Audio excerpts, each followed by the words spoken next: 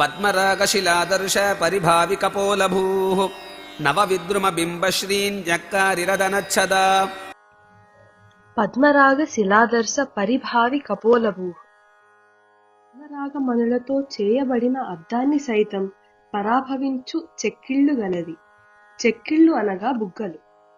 ఎరుపు వర్ణం కలిగిన పద్మరాగమణులతో చేయబడిన అద్దం కూడా ఏదో నాటికి కాలధర్మానికి లోబడి తన సౌందర్యాన్ని కోల్పోతుంది. మణులు గట్టిగా శిలలలా ఉంటాయి, కాని అమ్మవారు నిత్య యవ్వన.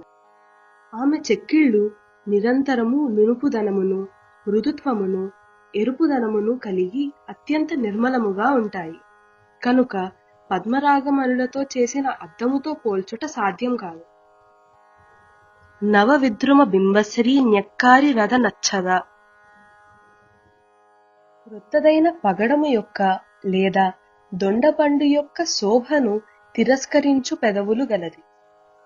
పగడము ఎరుపు రంగులో ఉన్నప్పటికీ నీటిలో నానబెట్టినప్పుడు గీతలు పడుతుంది, గట్టిగాను మృదుత్వం లేకుండా ఉంటుంది. దొండకాయ పూర్తిగా ఎరుపు రంగు వచ్చినప్పుడు మెత్తబడి గుజ్జుగా అయిపోతుంది. ఇటువంటి వాటితో అమ్మవారి పెదవులు పోల్చుట ఎలా సాధ్యం? అమ్మవారి ఎర్రని పెదవుల నుంచి జాలువారిన అమృతమయమైన వాక్కులు మనకు రక్షణగాను జీవాధారముగాను ఉంటాయి. పద్మరాగశిలాదర్శ పరిభావికపోలభూః నవవిద్రుమబింబశ్రీన్యక్కారిరదనచ్చదా.